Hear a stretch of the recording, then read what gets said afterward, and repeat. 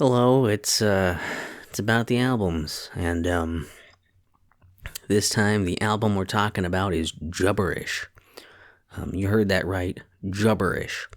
Originally released in December of 2015, and excuse me. This is another one where I actually had it in my head that like, oh yeah, the CDs that I burn, whatever, are like roughly 80 minutes. So I'll keep making stuff until I have about that much, length of music, and then I'll be done and put it out. And I believe this also, I put this out in December because I think I maybe had it ready a bit earlier, but I was waiting for December so I could give it out as Christmas gifts. I kind of did that for a few years. I think I did that a little bit until it didn't really, so I kind of caught on that nobody gave a shit about it, and it's like, whatever, they can go to the YouTube if they want to, and I know they don't want to, so they don't. Just as a preface thing for this too, links to the full songs are in the description. Also, link to the entire album is in the description, and timestamps for each song. So if you want to skip ahead and just hear about a certain song here, you can check out the timestamps all in the description. And just anything I missed you want me to cover, just other things you want to ask, just leave a comment and I'll do my best to respond to those. But again, it's not really, it's just, there's not a lot to really preface this with other than it's a lot of music. It was me just making stuff still because I liked making music. And I'm pretty sure I was still going through things, but we'll see how much of that really seeps into the songs themselves. I don't know. So that's maybe as good of a preface for Jubberish, other than I thought that sounded funny, but like you'll see because of the songs, I guess there's a couple songs on here, but it's an offshoot of like Jibberish, which is a song on here, and then I had one called Jabberish because I was like, oh yeah, jibber jabber, and then I was like, what if I made it Jubber? And so that made the title of the album Jubberish, and then I went with it. So if you've been following along with the series, you probably know somewhat of what to expect by now. It's me. Let's go. Step right up. Come on in. There you go. Welcome to the show. Step On Go Show is the first song on the album. Just kind of opening it up. Something that was kind of simple, kind of catchy. It slowly kind of builds the instruments on it. And it's just saying, repeating, step right up, come on in. There you go. Welcome to the show. And because I'm saying that, it's like welcoming you to the rest of the album. That's kind of the idea. Which is a thing, I guess I don't think I always did this, but for a few albums I was doing songs where it's like, every once in a while I'll do a song where it's like, this is like the intro song I'm going to do, right? So this was definitely geared on being that. And, some interesting instrument choices in there, stuff that at the time I guess I was probably using quite a bit, but the title Step On Go Show, it was also coming from taking a word from each of the 4 lines in the repeated part. Step, and then come on in, on, there you go, welcome to the show. Because it's like, oh, I can use a word from each of those and make a thing. That's kind of interesting. But, yeah, it doesn't really go much of anywhere. It doesn't do a whole lot. It kind of slowly builds, and it kind of just, like, stops. And it's like, that's like, that's kind of interesting. And that's the beginning of the album, like, to get you into it. Could use more energy, maybe, for an opener. But I think it works well enough, and it's like, you're like, I'm intrigued. I'm not pumped, but I'm intrigued. Perhaps I will step right up, come on in. Perhaps there I will go, and be welcome on the show. to the show. You get the idea.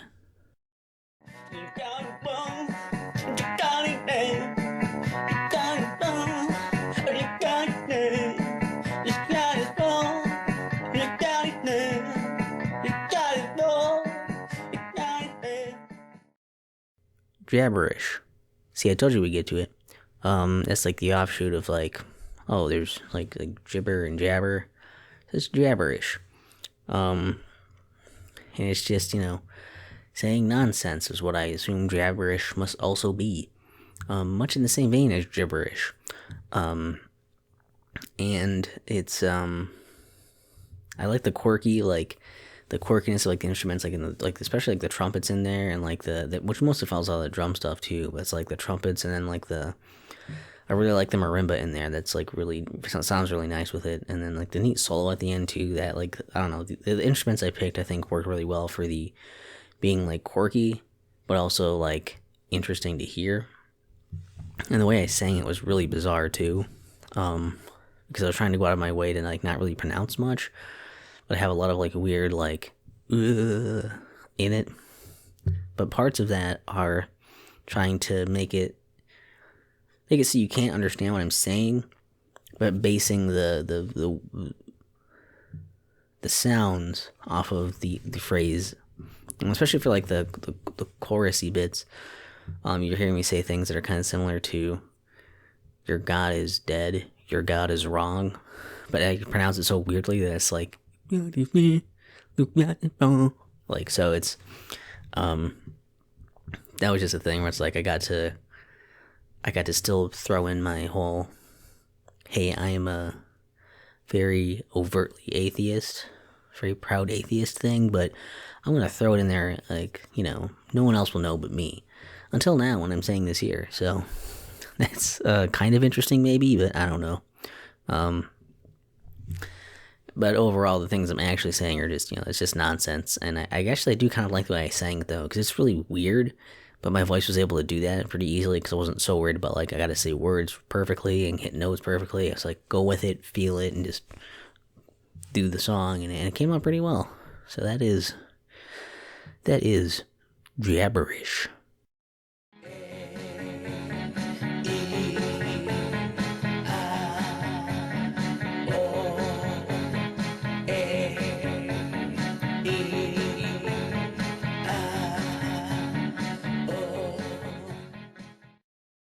Jibberish, see, I told you we'd get to it, is a, another one where I'm just kind of making up words, though these sound more like actual words. Some of these could be turned into words, I guess, saying things like row rock is a word, bad amp is a word, stuff like that. But, they're strung together, it's just kind of almost like tribal, like, chants. Along with this driving,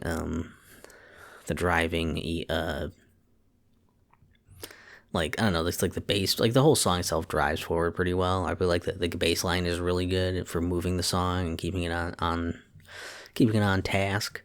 I think the solo, like that tone for the end is also really cool. But like, I don't know what tone, I've never really used that for stuff, and it sounds really, really cool along with this stuff, and I like that it has enough time to like just go around and do things. And it stays interesting while it does that. It doesn't just feel like I'm fucking around a ton.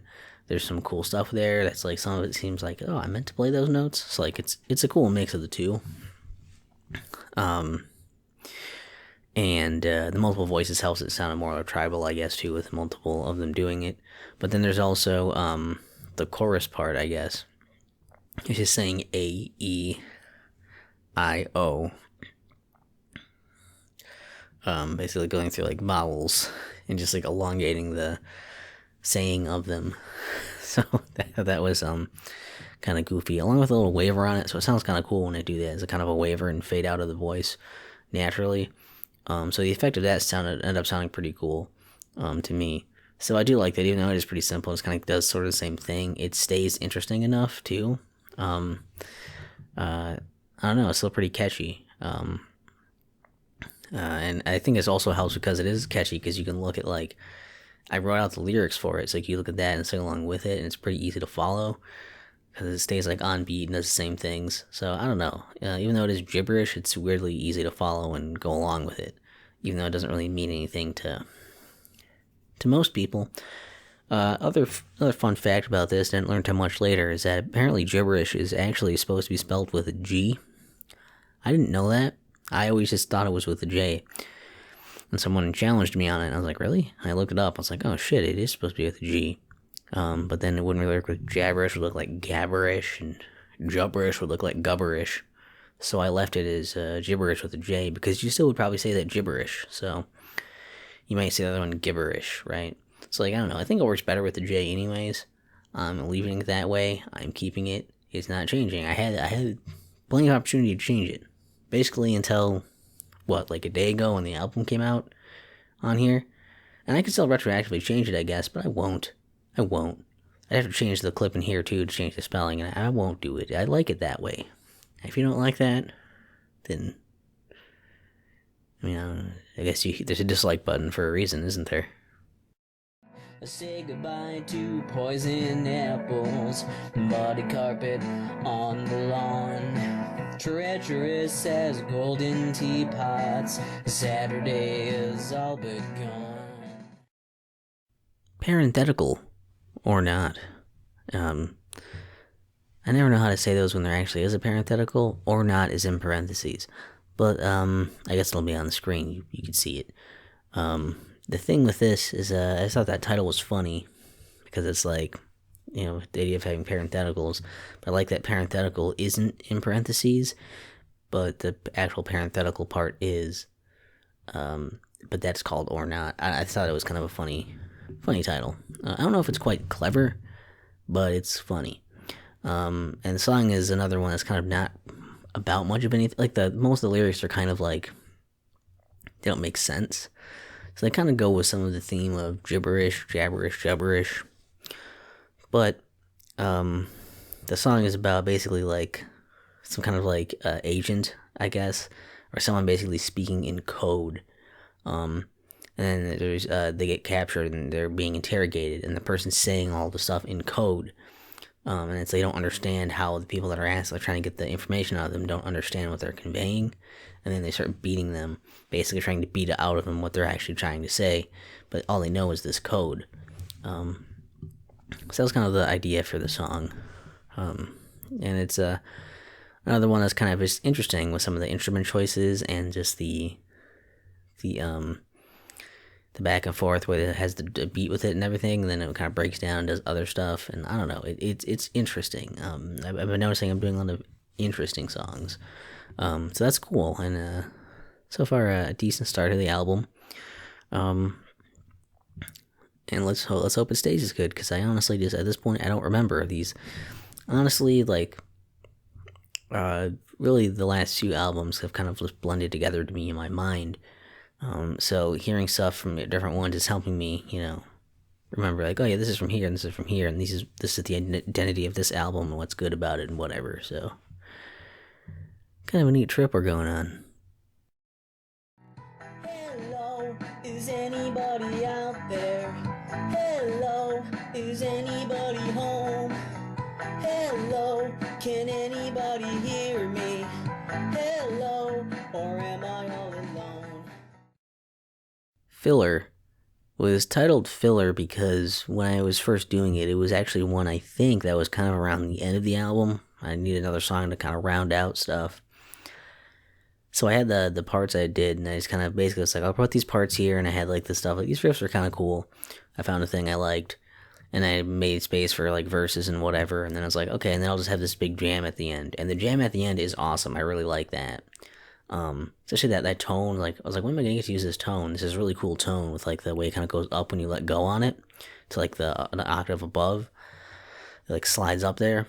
And the main like riff I did that I found for like the solo bit at the end for doing that too, which I go back to a few times, like, I thought that sounded really, really good too. I like that a lot. It worked with the jamming out thing. Also, it's like that slower build at the beginning to make it a bit longer too, again, trying to fill time, but the way it builds is like interesting, and I like that.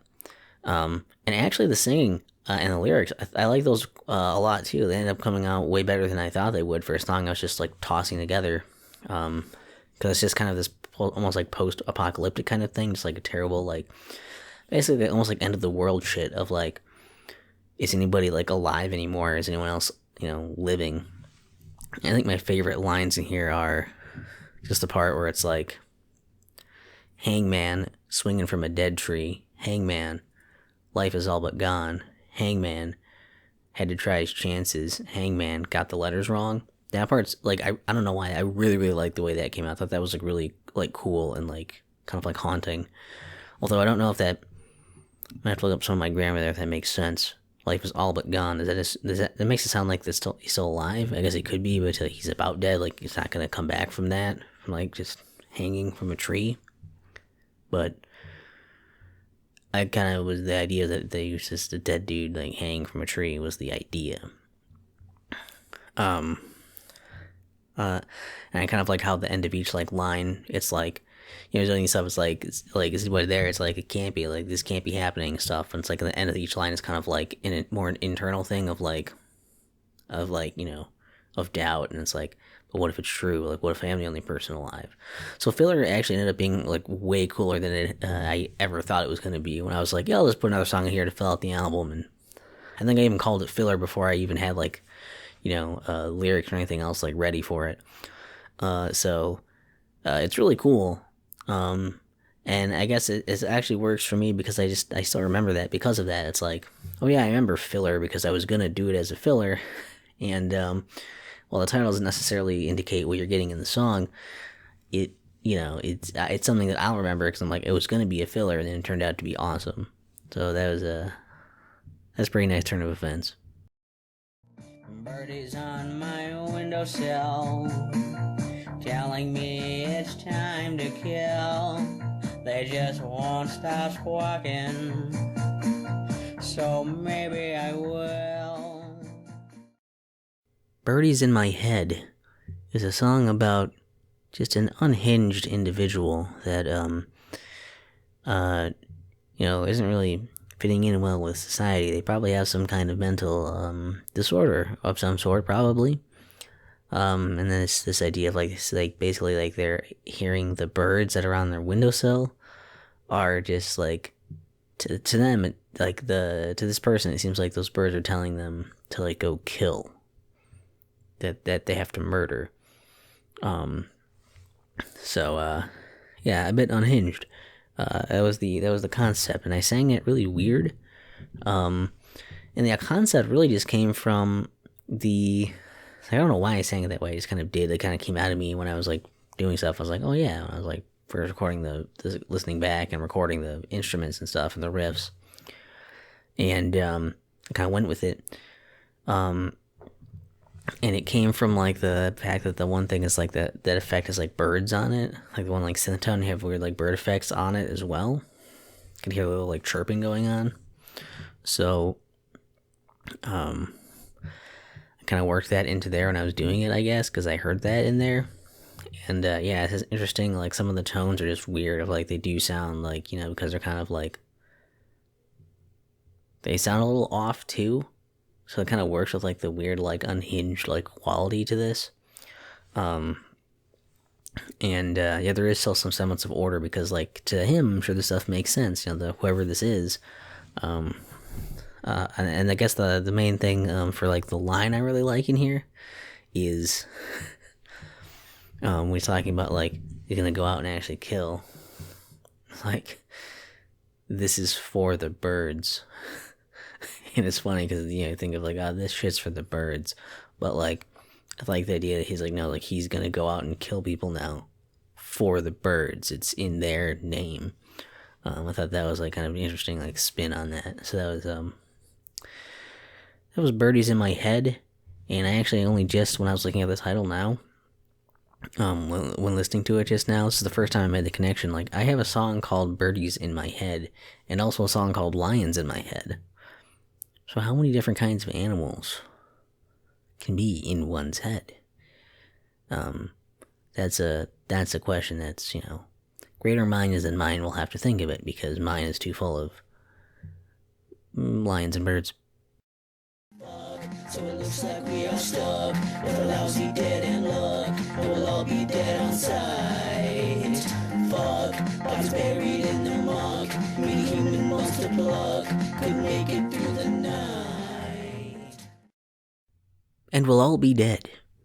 Was written around the time of Halloween, I believe. It may have even showed up in a Halloween video I did, but I actually don't remember if it did or not, if it was just around then.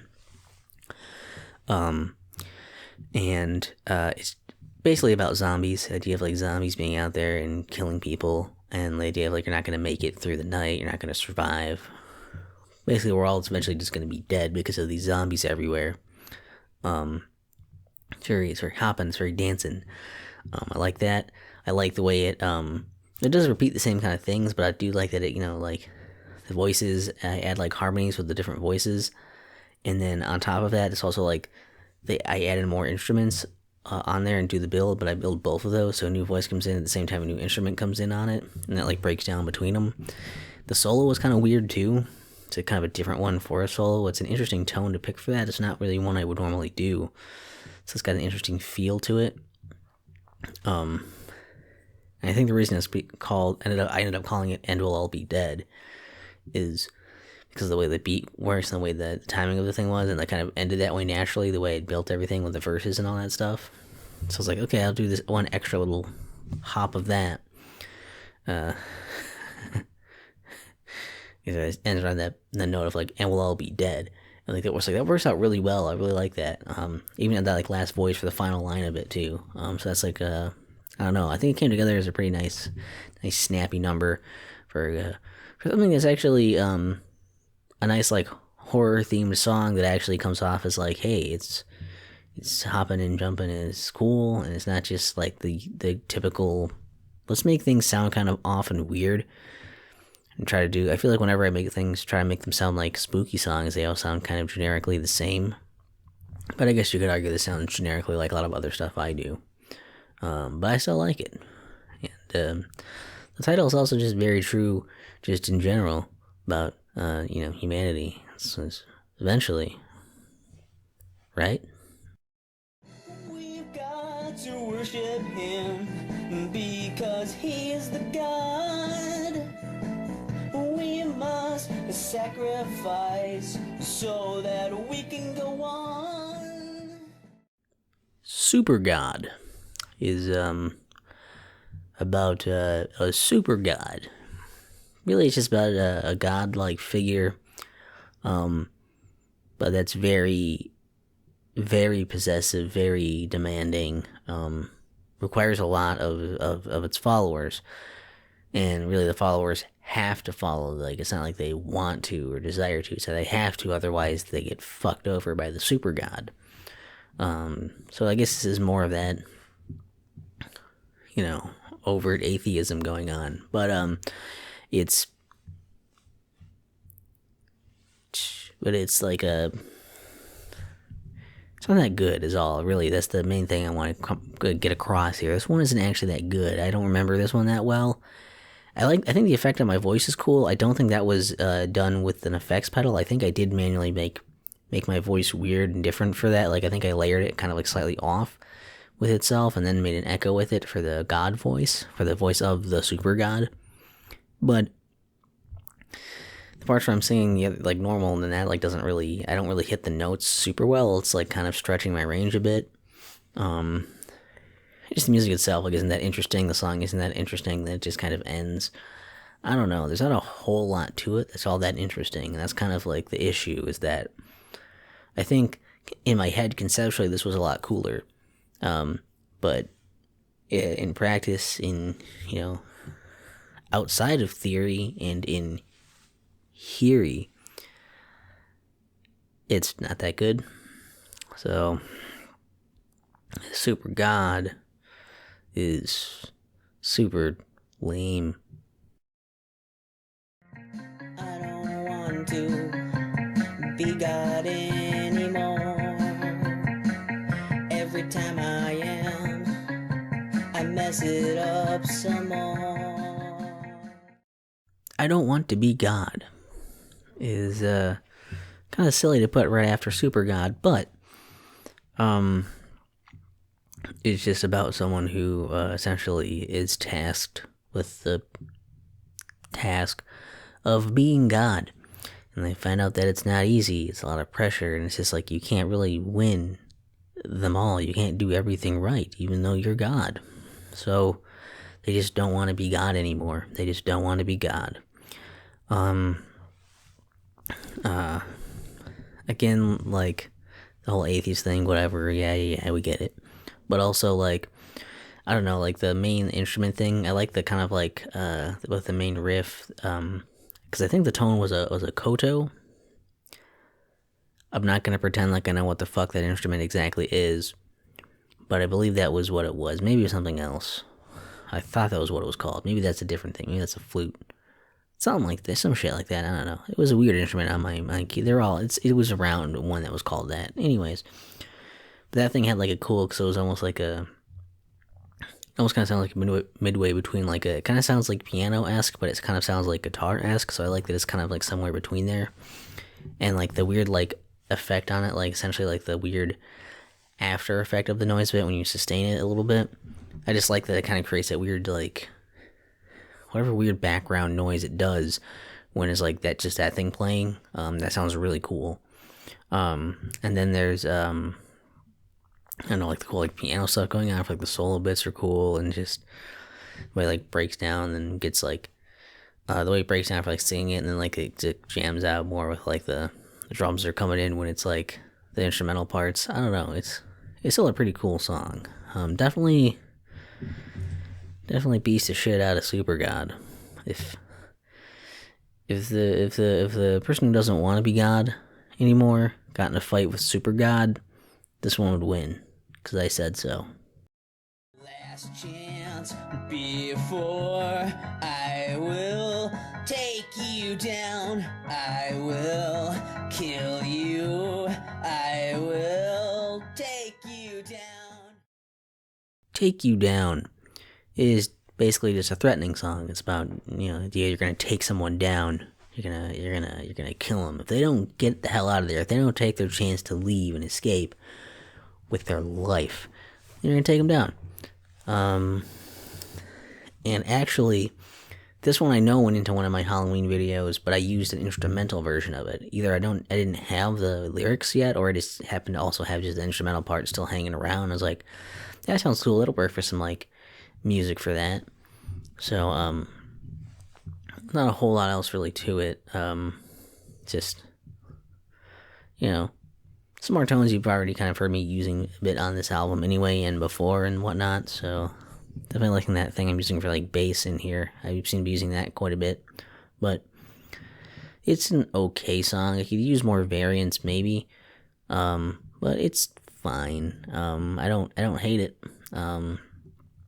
Just maybe more lyrics probably would have been appreciated. Let's Take You Down. When they came down from the sky, when they came down from the sky, when they came down from the sky, when they came down from the sky. WTDFTS stands for When They Came Down from the Sky. Did I say that right?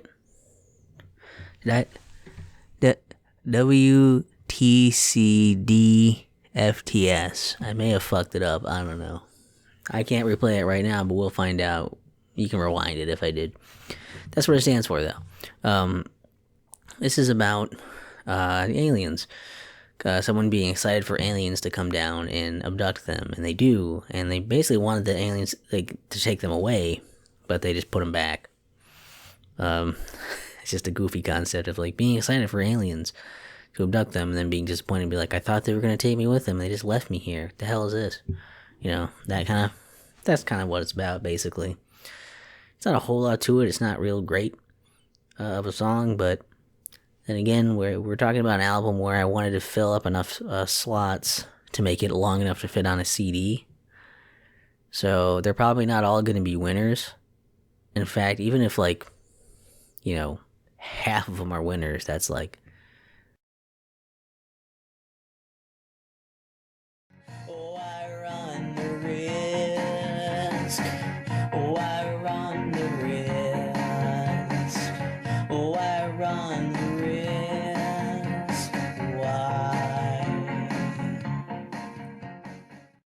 Why Run the Risk is about just asking yourself, is it really worth getting close to anyone if they're just gonna, leave you, they're gonna exit your life, if they're gonna just let you down. And it's a very, very sad, depressing song, and it does come from a real place of having a lot of people that I would talk to, and then they would just kind of leave, just like never talk to me again, and just be out of my life.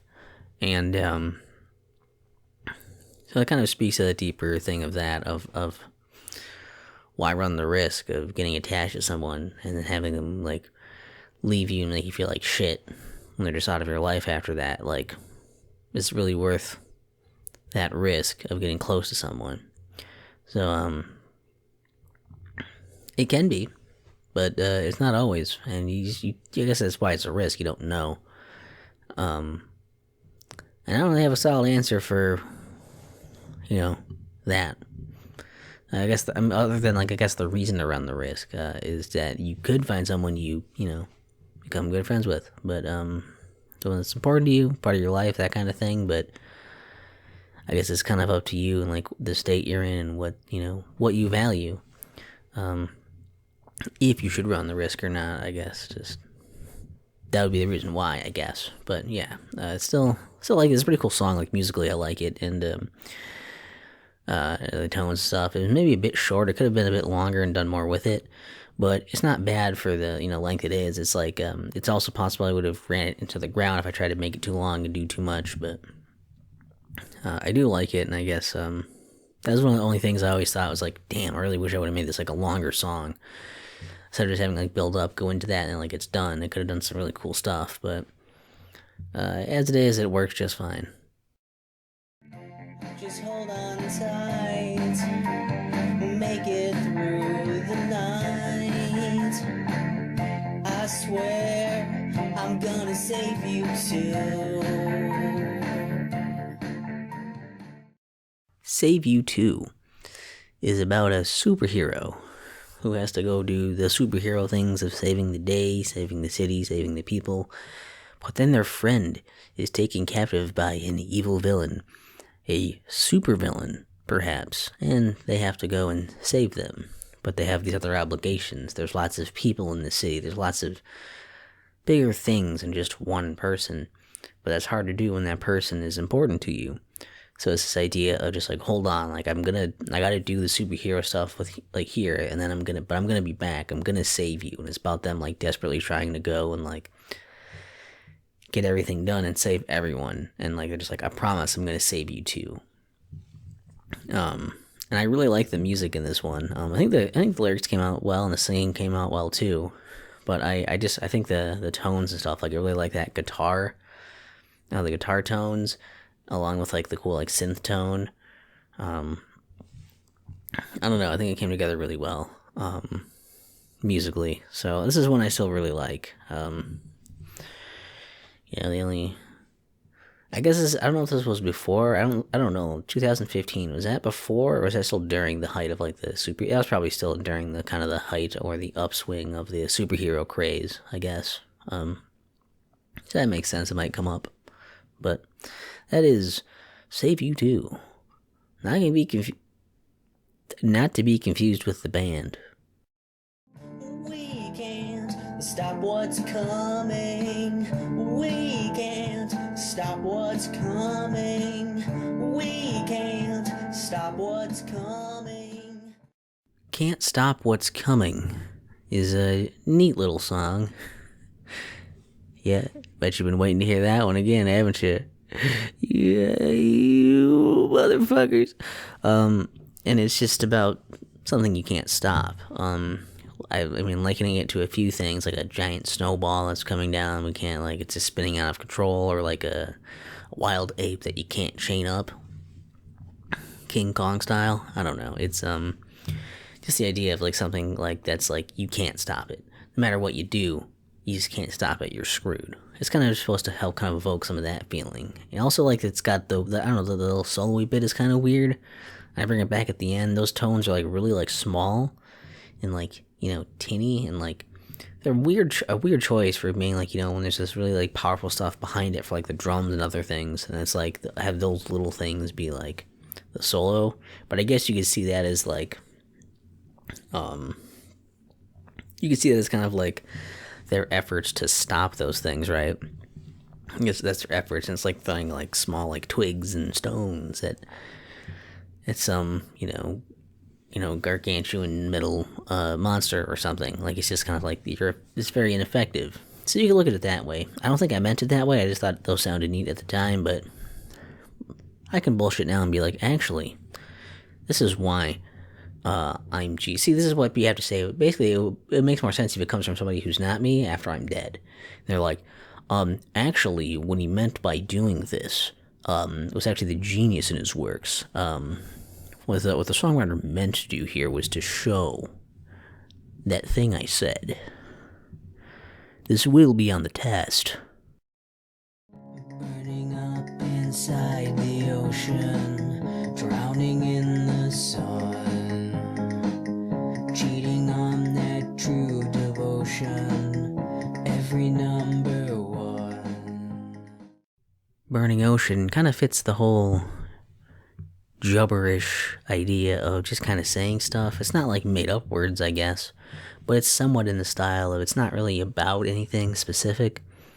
It's just kind of having fun with words and being like, trying to do kind of like opposites or swapping things and opposites and swapposites. It's like it's a neat, like, there's basic like song stuff going on, and like the tones and everything are cool. I think the tones sound pretty good, actually, the instruments, and I don't know, it's interesting lyrically, even if it's not really about anything. And I think the reason I sang it the way it did, which came off pretty well, I guess, it fits.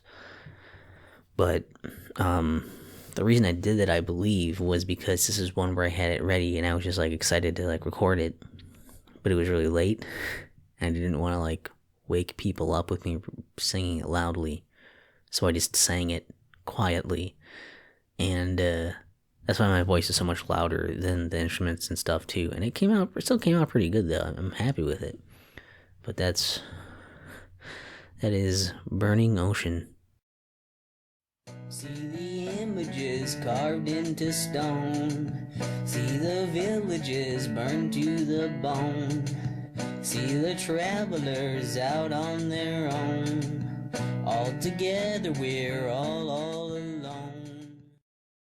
Lonestone is kind of about this idea of like kind of like nomadic people, sort of like kind of like these people have to kind of keep traveling because like their villages are getting burned down and things are just kind of hectic there, and that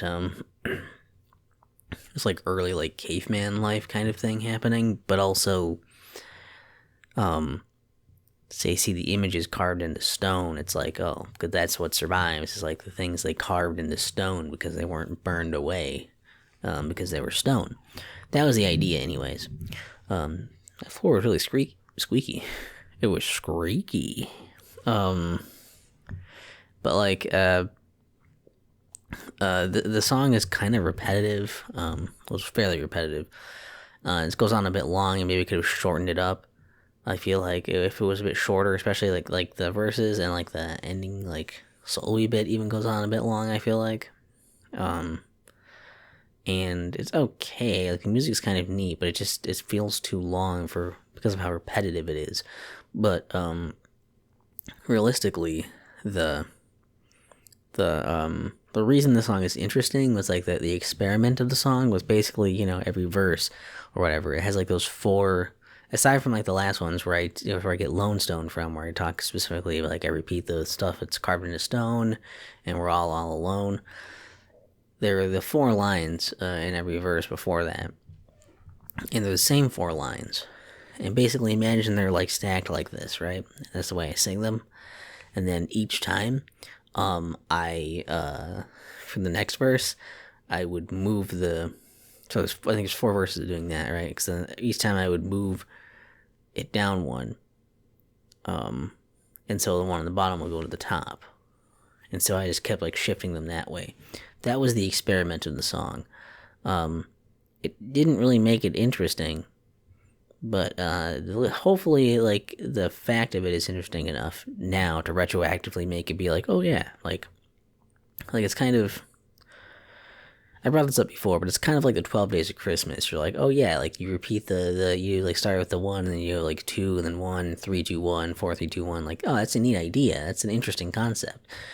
Doesn't mean the song is good, just like it doesn't mean this is good to do the verses like that. But it's an interesting concept, and hopefully that's enough to have made it worth your while. Because otherwise, I just rambled for fucking nothing. I can't. If this doesn't even hold up in this video, I mean, it's not going to be admissible in court. We want an understanding.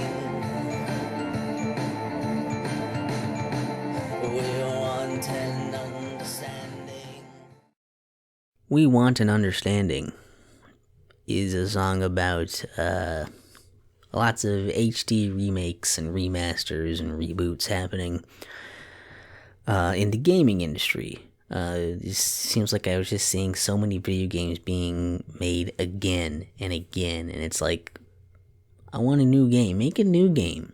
Make a new game. I mean, there's plenty of other things to bitch about, right? Okay? Like, especially now. Like, this is just, me from 2015, and you thought I was bad then. Like, now I could talk about shit like, oh, the microtransactions and episodic releases and DLC, loot boxes, and, season passes, early access. There's so many things to bitch about in the gaming industry now. Like, to be young and to only be upset about HD remasters and remakes and yeah, but that's what this is about. And the idea is like, just get sick of it, and like, basically the thought is like, we're gonna like band together and we're gonna get the rights to it. We're gonna make it, or at least get you to stop and be like, yeah, like no more remakes. We're gonna not do that anymore. We're gonna keep the original ones and just make new things instead. And to be fair, to play devil's advocate to the song, yeah, there are some remakes that do some really good things for it. Some games that can add in lots of tweaks and fixes and just things that the game's really needed, and it can be really good. I've played some good ones, like things like Metroid Zero Mission and Ocarina of Time 3D, actually. These things come to mind as like really good remakes that I liked. But there's also plenty of them that are just like, this is more talking about shit where it's like, hey, that game that was already awesome? We made it HD. We didn't really change anything else about it, it's just HD. That's the kind of shit that bothers me. And this is like, even, I guess some of it is slightly also like things just like, hey, remember this game from a generation ago? Here it is again. Oh, backwards compatibility? No, we don't do that. So, I don't know. We want an understanding. And really, I guess that's kind of, I don't think that's too much to ask for, is it? For me to want game companies to understand that I want, like, that some of us would like new games that aren't littered with bullshit monetization practices and are actually just, finished and done when they fucking release. Is that hard to understand? Or fuck? I don't know what you mean, I don't know what you mean, it. I don't know what you mean, I don't know what you mean, it. I Don't Know What You Mean is a song about basically someone just getting asked a bunch of questions about words that don't exist. Be like, is this a word? Is there a word for this? And just continually being asked about these things and getting really agitated. Which is just a goofy song concept. And I do bring up Jibberish. That name drop Jibberish in the song, so that's not nothing. That is something. And yeah, it's just a goofy song concept. And it has kind of a catchy, like, thing going out that almost has like a happy sound to it also, which is, again, not something I do a lot with my songs, so that's kind of cool to have on here.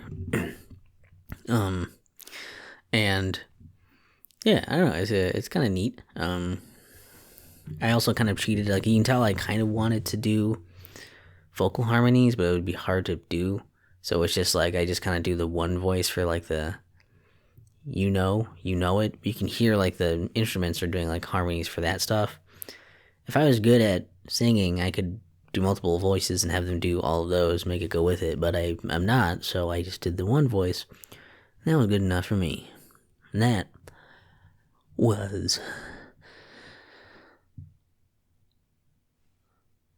I don't know what you mean. Wow.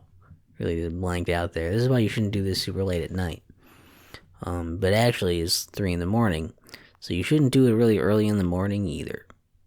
Quest for gold, we're on a quest for gold. Here we go, quest for gold. Yo ho ho, quest for gold. Quest for gold, quest for gold. We're on a quest for gold. Here we go, quest for gold. Yo ho ho, quest for gold. Quest for gold. Quest for Gold is one you've heard about before. I've brought it up before. It's on Generation. There's a version. I think there's an old song that has like a version that's similar to it.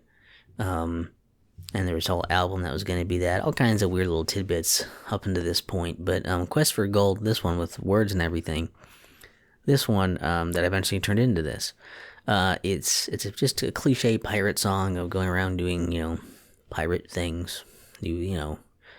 Sailing and drinking and looking for treasure and plundering other ships, that kind of stuff.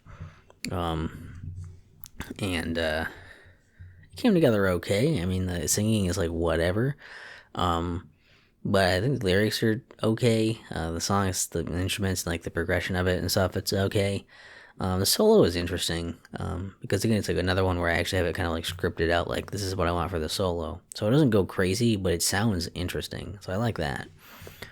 And actually this kind of marks the end of the album here of like these last 3 are like old songs that I'd been playing for like a long time that I had wanted to turn into songs with words. So get ready for this nice final trio of songs doing that.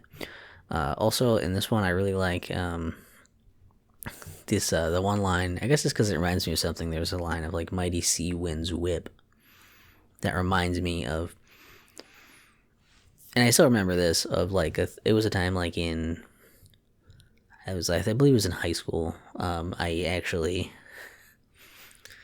either middle school, and because we had it at the high school, or it was high school, whatever grade that was, we like had a thing where we wrote something or whatever, and then you had to like swap papers with someone and they would like proofread it. And I got my paper back, and I had I had something about winds, that the winds slap something, and they corrected it to slaps. Winds slaps. That's not right. So I had to correct the correction on my paper. So I always remember that one of like, I shouldn't have to proofread the correction someone puts on my paper. I guess I should look at them, but I just thought that was funny. I thought that was like one of those things where it's like, did you not like say it out loud in your head and realize it sounds weird too, or did it sound right? I don't know. I never followed up to ask. I just changed it to the thing I knew was right, but stuck with me. Kind of like these songs did, up until, being able to do them again on this album. So let's get to the other ones. You gotta face fate. You can't escape fate. You can't ignore fate. This page is your fate. Fate was a super early song that I did, and I think that for a simple early thing of just hitting some singular notes for stuff, it sounded pretty cool. That's why it was one of the early ones I did and played a lot, because I was like, oh, it sounds really cool for a simple thing I can play that I knew how to do at the time. Doesn't come off so well here. It's very like, the music is okay.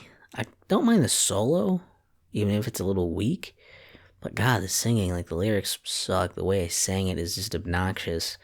So this is one I always remember as being like, why did I even bother to redo this and put words on it? I made it worse. I made it worse. And I guess that is my fate. To make things worse is my fate. We dug our graves, trapped in the cave.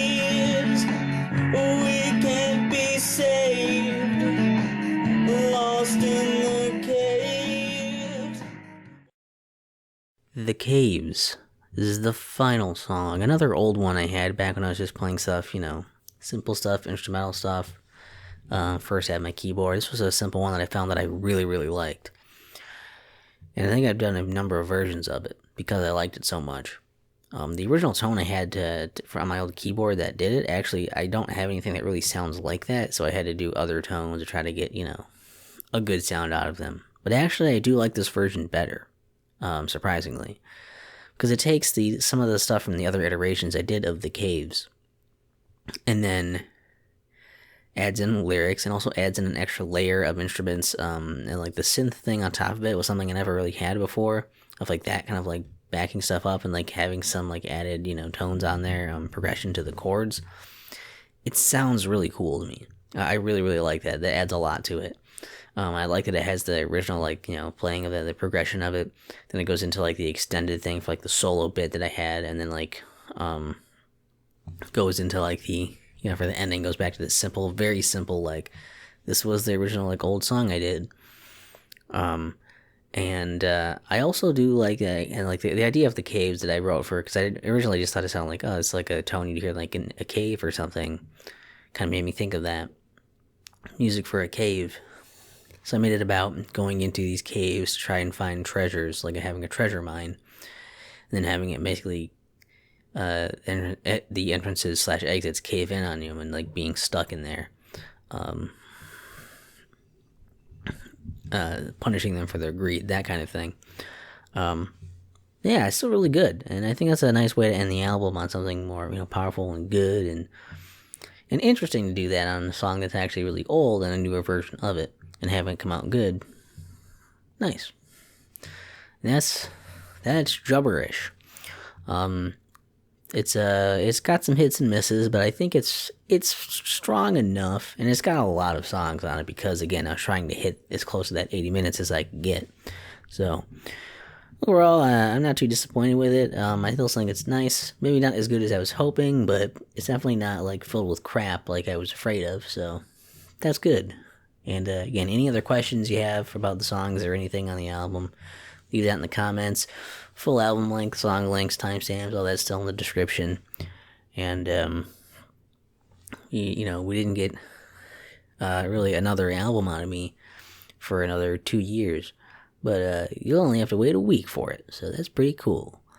And for anyone that's still in the pool, the button on the shirt, it's still on. So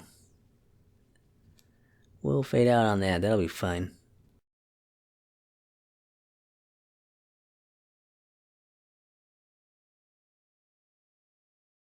So the artwork here for Jubberish,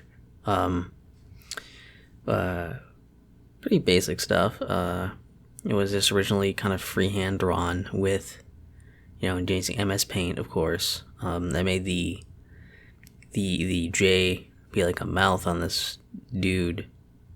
Because I kind of thought I was, oh yeah, like you have like the line down there, and then this would be like the cheek. So I made it a dude's face. And for the remaster, all I did really was, I just traced over all the lines so they would be sharp when I saved them in the correct file format. It was like a PNG, or is it a bitmap? Bitmap or a PNG? Some shit like that.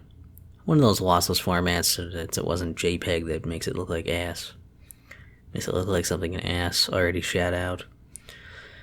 Another fun fact about this cover is that because it was so simplistic, I was able to actually make a little cover art for the CDs I gave out. I wish my fridge wouldn't do that every time I'm recording these things. Fucking A, you can probably hear that.